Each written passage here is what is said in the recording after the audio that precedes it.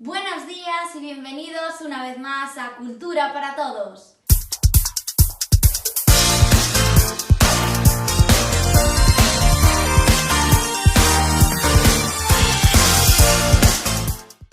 En el programa de hoy rendiremos homenaje a la gran figura del pedagogo suizo Johann Heinrich Pestalozzi. Y para eso, nuestra compañera Ana se ha desplazado hasta Huelva para contarnos un poquito más sobre él. ¡Adelante, Ana! Johann Heinrich Pestalozzi nació el 12 de enero de 1746 en Zúrich y falleció el día 17 de febrero de 1827 en Bruck. Sus padres fueron el médico Juan Bautista y doña Susana Hotz. En su infancia, Pestalozzi perdió a su padre, quedando al cuidado total de su madre. Tuvo una vida económicamente deficiente, pero rica culturalmente. Hay una gran variedad en la extensión de obras de Pestalozzi. Entre ellas encontramos más de una docena de obras largas, aunque no todas son igual de importantes, y textos medianos y cortos que son muy significativos para darnos a conocer sus pensamientos pedagógicos. Hola, buenos días. Nos encontramos en el Monumento de Colón, como podéis ver, situado en Huelva, en Andalucía, el lugar donde hemos decidido realizar una entrevista a Johann Pestalozzi. Vamos a hablar un poco de su vida y después de sus obras más célebres. Acompañadme.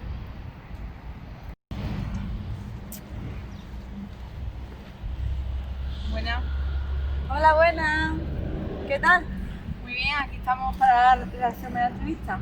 Venga, pues vamos a realizarte un par de preguntas, ¿vale? Sobre tus obras más célebres. Vamos a empezar por cuál fue tu primera obra. Pues mira, te la he traído aquí, ¿vale? Sí. Y mi primera obra fue La velada de un solitario, en 1780, ¿vale? Fue mi primera obra, la escribí con tan solo 34 años y me inspiré en la idea ilustrada de Rousseau. Es una obra cortita, pero intento insistir en un nuevo modelo de educación humanista. A ver, esto combina los valores individuales de las personas con los intereses de la sociedad y los ideales de la libertad con los de la justicia. No tenemos que olvidar que el fin de esta obra es el último de la educación, que está en que los hombres prevalecen en ellos los valores del espíritu y de la cultura sobre el egoísmo y la agresividad. Vale, me parece un tema muy interesante, ¿no? Del cual hablaste, pero tengo entendido que también escribiste una colección de artículos, ¿no? Sí, la escribí durante un año, escribí varias y la publiqué, se llamaba La hoja suiza y la publiqué en 1782.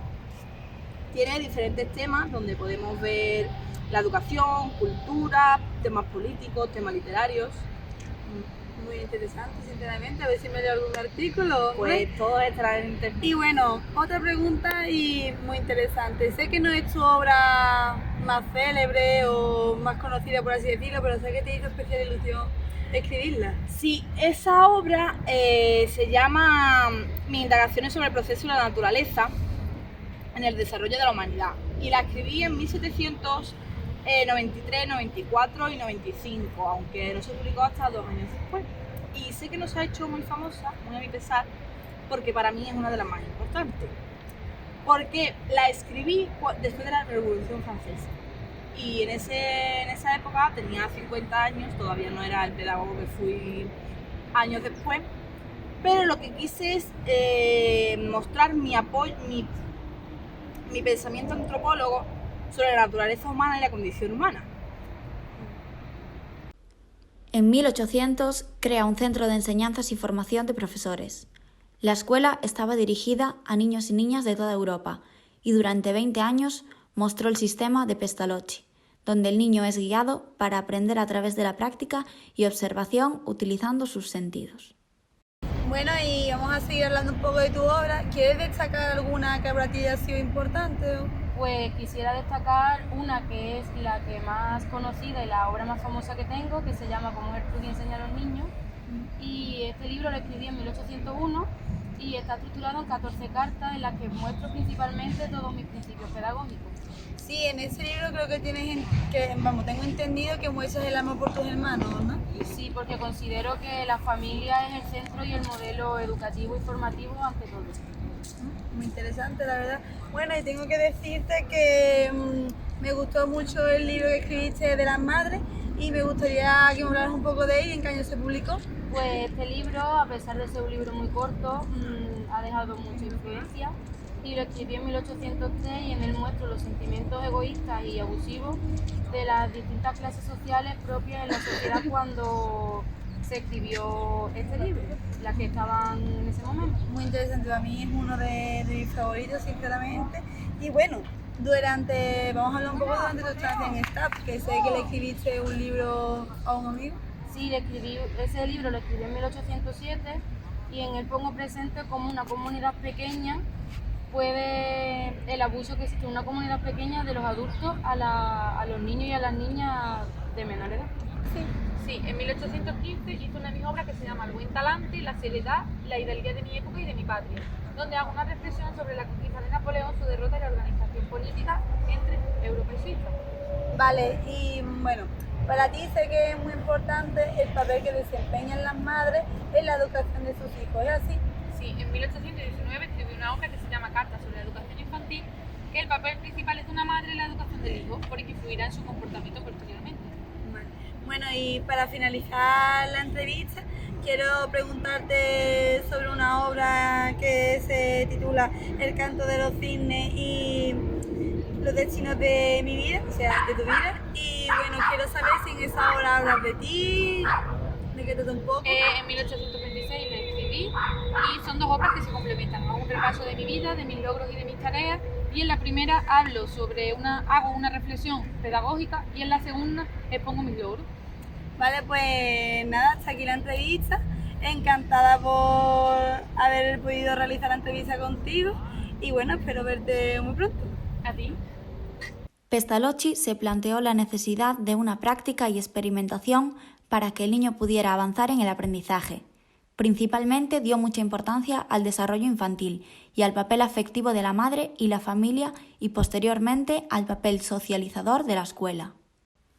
Creó un método lógico, basado en la concepción analítica y sistemática de la enseñanza y el aprendizaje en el que el niño no tenía a alguien que le exigiera qué parte de sí mismo desarrollar, sino que él decidía qué era lo que quería aprender. Realizaba sus primeras elecciones gracias a la libertad que se le brindaba. Pestalozzi consideraba que esto hacía que los niños se formaran como personas integrales, ya que contenía todo lo necesario para enfrentarse al mundo. Los principios pedagógicos que postuló Pestalozzi fueron: en la naturalidad estará la libertad en el aprendizaje para que el niño interactúe con lo que le rodea, creyendo que el núcleo fundamental de la educación es la familia. La educación elemental deberá partir de la observación de las experiencias, intereses y actividades educativas. Y la educación física se incluirá como medio. La fortaleza y la resistencia corporal, que van desde lo más espiritual a lo puramente corporal. Para la enseñanza de su método pedagógico, tuvo en cuenta la educación intelectual.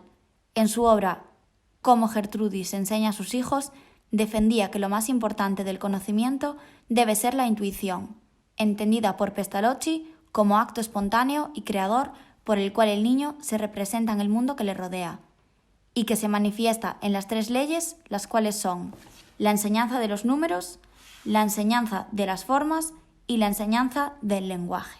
Respecto a la educación, pretendía formar al niño en la autonomía de lo que es hacia lo que ha de ser, y dentro de un mundo social cuya mecánica tiende inevitablemente a reducir y estropear a los individuos. Entendiendo que la educación no solo debe darse desde el Estado, el cual proporcionan las escuelas, sino que el proceso educativo se da además en otros ámbitos no escolares, como en la familia, que forma al niño como un ser instintivo y desde la sociedad, donde se transmiten valores y normas de comportamiento. Dentro de la enseñanza, Pestalozzi distingue tres elementos básicos: el docente, el alumno y la escuela.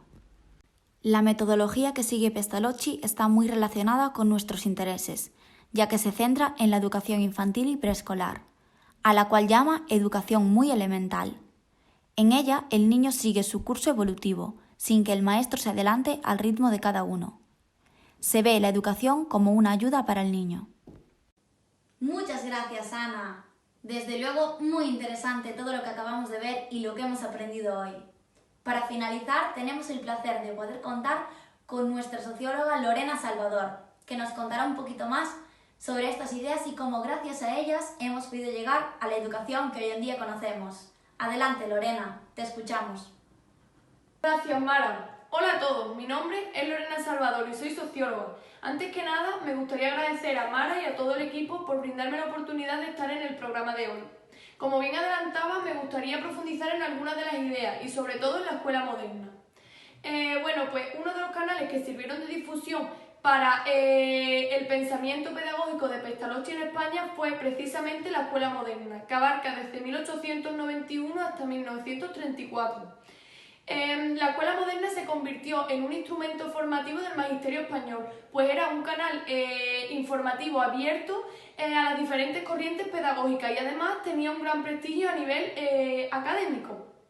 Así pues, nos resulta relevante para estudiar la penetración del pensamiento pedagógico de Pestalozzi en España. Este en ocasiones es utilizado como refuerzo de algunas actitudes dominantes de la sociedad española, como es el caso de la educación de la mujer, que tenía que ejercer su rol de madre, ama de casa y esposa. Otras veces, en cambio, se utilizaba para informar en las revistas de obras, cuyo tema principal es el pensamiento pedagógico o la praxis educativa de influencia pestalozziana. Ello denota que un siglo después de su muerte, su pensamiento continúa siendo aceptado y repercute en el magisterio español. Pestalozzi además pretende generalizar la instrucción entre todos los grupos sociales, cayendo sus propuestas así sobre un terreno que también es abonado por las iniciativas filantrópicas de los ilustrados, de las sociedades económicas o de otras iniciativas de carácter religioso. Debemos tener en cuenta también que su paradigma educativo se relaciona con la enseñanza primaria.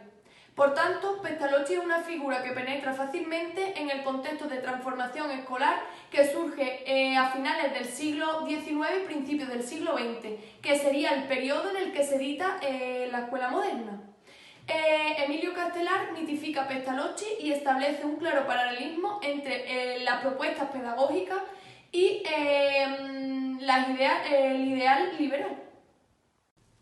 Maravillosa conclusión para nuestro personaje histórico de hoy.